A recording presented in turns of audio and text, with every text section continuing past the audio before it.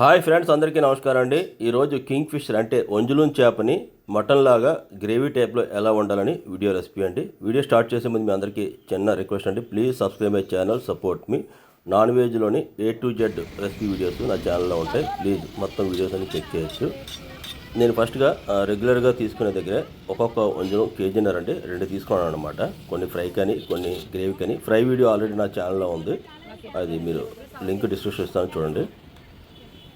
మా దగ్గర అయితే కిలో 500, ఒక్కొక్కసారి 400, తర్వాత ఒక్కొక్కసారి 600 ఉంటుంది. మీ దగ్గర రేట్ ఎంత ఉందని కింద ప్లీజ్ కామెంట్ చేయండి. మన పీసెస్ అనేవి చాలా పలచగా కోయించుకోవాలన్నమాట. లావుగా ఉంటే ఫ్రైకి కానీ తర్వాత గ్రేవీకి కానీ అంత బాగో. ఇప్పుడు చూసారు కదా, ఈ విధంగా కట్ చేయించుకోవాలి. ఏ చేప అయినా సరే తీసుకొచ్చిన తర్వాత చేపలు ఏవైనా సరే కల్లుప్పుతోని వేసి కొంచెం బాగా నానబెట్టి కడిగాలి. నానబెట్టడం అంటే ఎక్కువ వాటర్ నానబెట్టడం కాదు, ఉప్పుతో కడుగుతూ ఉంటే మీకు ఈ విధంగా మంచి షైనింగ్ వస్తుంది అన్నమాట. అందులో ఉండే నీచుకొంపు అంతా పోతుంది.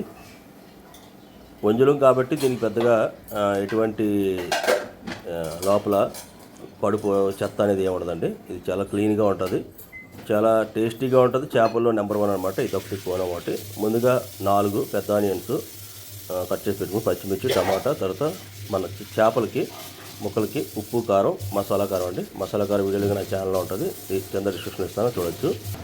బాగా రాసి ఒక అరగంట పెట్టుకుందాను ముందు. తర్వాత నేను ఇందులో వాడేది మస్టర్డ్ ఆయిల్ అనమాట. మస్టర్డ్ ఆయిల్ చేపలకి చాలా బాగుంటుందండి, మీరు కూడా ట్రై చేయండి. అంటే ఆవాల నూనె చూసారు కదా, నేను యూజ్ చేస్తుంది కూడా ట్రైప్లే. దీని వీడియో కూడా నా ఛానల్లో ఉంటుందండి. ప్రెస్టేజ్ది అంటుకోదు, నాన్ స్టిక్లా పనిచేస్తుంది. నాన్ స్టిక్ కోటింగ్ ఉండదుగా, నాన్ స్టిక్లా పనిచేస్తుంది అనమాట. అదే నూనెలో మనం కట్ చేసుకున్నటువంటి ఉల్లిపాయలు, తర్వాత పచ్చిమిర్చి, కొంచెం కరివేపాకు కూడా యాడ్ చేద్దాం.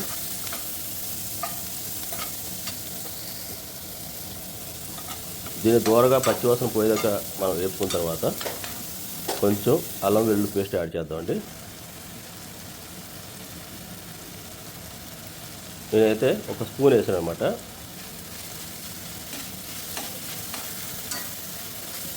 అల్లం వెల్లుల్లి పేస్ట్ని కూడా పచ్చివాసన పోయేదాకా బాగా వేసుకున్న తర్వాత ఇప్పుడు ఇందులో కట్ చేసి పెట్టుకున్నట్టు టమాటా అండి, 2 కలిపి. దీంట్లో మెయిన్ ఏంటంటే నేను ఒక మసాలా పేస్ట్ వేస్తాను, అది గ్రేవీ చాలా బాగుంటుంది అన్నమాట. ఇప్పుడు టమాటాలు మగ్గుతున్న టైంలోనే మనం ఇందులోని మసాలా కారం అండి మళ్ళీ కొంచెం యాడ్ చేస్తున్నాను. తర్వాత జీలకర్ర, ధనియాల పొడి, ఈ 2 కూడా యాడ్ చేస్తున్నాను. దీన్ని కూడా బాగా మగ్గేదాకా మనం బాగా వేపుకుంటే మంచి ఫ్లేవర్ వస్తుంది అనమాట. మసాలా వేసినట్టే మనం ఎప్పుడు కూడా వేయకూడదు. ఇది మెయిన్ మసాలా పేస్ట్ అండి.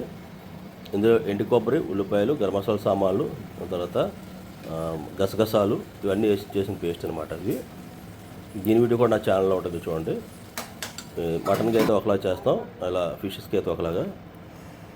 గ్రేవీ టైట్గా ఉన్నప్పుడు మనం ఇందులోనే కొత్తిమీర, చేపల కూరకు అనేది ఎప్పుడు కూడా కొత్తిమీర అంత ఎక్కువ వేసుకుంటే అంత మంచి టేస్ట్ వస్తుంది అన్నమాట. ఇలా గ్రేవీలోని బాగా ఉడుకుతున్న టైంలో మనం ఏం చేయాలంటే మనం ఫిష్ మసాలా యాడ్ చేద్దాం. దీన్ని కూడా వేసి ఒక 5 మినిట్స్ ఉంచిన తర్వాత ముందుగా వేపు పెట్టుకున్నాం కదండి చేపల్ని, అవి ఇందులో షిఫ్ట్ చేద్దాం. ఎప్పుడు కూడా చేపలు వేసిన తర్వాత ఇంకెక్కువగా మనం కలపకూడదండి. ఎక్కువగా కలిపామంటే అవి పీస్ అయిపోతాయి. అంటే చికెన్ లాగా సాలిడ్గా ఉంటాం కాబట్టి.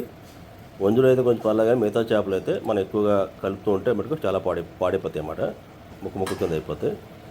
చూసారు కదా, అంతే. 2 పక్క తిరిగేసి వేడివేడిగా సర్వ్ చేసుకుంటే ఈక్వల్ మటన్ కర్రీలా ఉంటుందండి. ఇటువంటి మోర్ ఇంట్రెస్టింగ్ వీడియోస్ కోసం please subscribe my channel, support me.